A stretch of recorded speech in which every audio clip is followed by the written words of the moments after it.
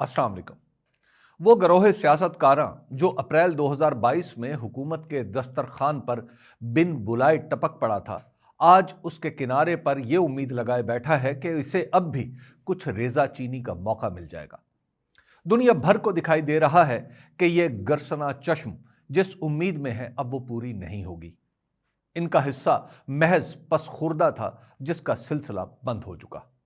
अच्छे अच्छे कपड़े पहने हुए इस हुजूम को सिर्फ इसलिए जगह दी गई थी कि इनमें से कोई एक तो उन दावों को पूरा कर पाएगा जो इन्होंने शरीके तोआम होने से पहले किए थे।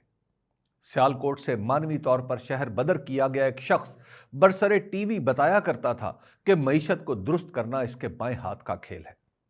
बुरे वक्त में मुल्क छोड़ जाने वाले मुंशियाना सलाहियत के जिस शख्स को लंदन से सरकारी जहाज में वापस लाया गया था, वो शेखियां बिगाड़ रहा था कि अब अमरीकी डॉलर पाकिस्तानी रुपए के सामने सजदा रेज हो जाएगा। किसी को दावा शाहबाजी था और कोई नादारों को जरदार बनाने का हुनर बेच रहा था। इस गिरोह की मबलग हिकमत यह है कि 4 विफाकी बजट देने के बावजूद मुल्क में तरक्की की शरह अमलन सिफर हो चुकी है। 2023 में बेहुनरों की इस जमात ने तरक्की की शरह मनफी कर दी थी। इसके बाद के 2 सालों में यह हुकूमती दावे के मुताबिक 2.5% है, जो आबादी बढ़ने की रफ्तार के मुकाबले में रखी जाए तो सिफर कहलाती है। अब रवां माली साल में टैक्सों की भरमार ने मईशत को निचोड़ कर रख दिया है। कई कंपनियां अपना कारोबार समेट रही हैं और जिसका जरा सा बस चलता है वो मुल्क से निकल जाता है। जब से यह हुकूमत आई है 31 लाख लोग मुल्क छोड़कर जा चुके हैं और 2026 में पिछले सालों के भी रिकॉर्ड टूट जाएंगे।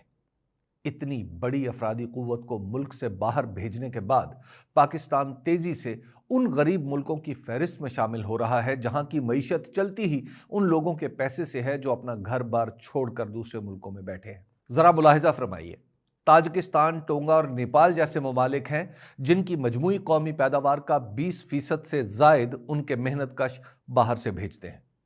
पाकिस्तान की मजमूई कौमी पैदावार में बैरून मुल्क रहने वाले मेहनत कशों के भेजे हुए पैसों का हिस्सा 10% पर पहुंच रहा है। वजीर आजम जैसे असहाबी को यह दिमाग है कि वो बैरून मुल्क से मेहनत कशों के पैसे आने पर खुशियां मनाएं। इस्लामाबाद में एक भी मईशत को समझने वाला उनके हल्का वाकफियत में होता तो उन्हें खुशी मनाने का नहीं, फिक्रमंद होने का मशवरा देता। यह बताता कि वो लोग जो पाकिस्तान से बाहर रहकर 38 अरब डॉलर भेज सकते हैं तो वो मौका मिलने पर पाकिस्तान को खुद कहां से कहां ले जा सकते थे।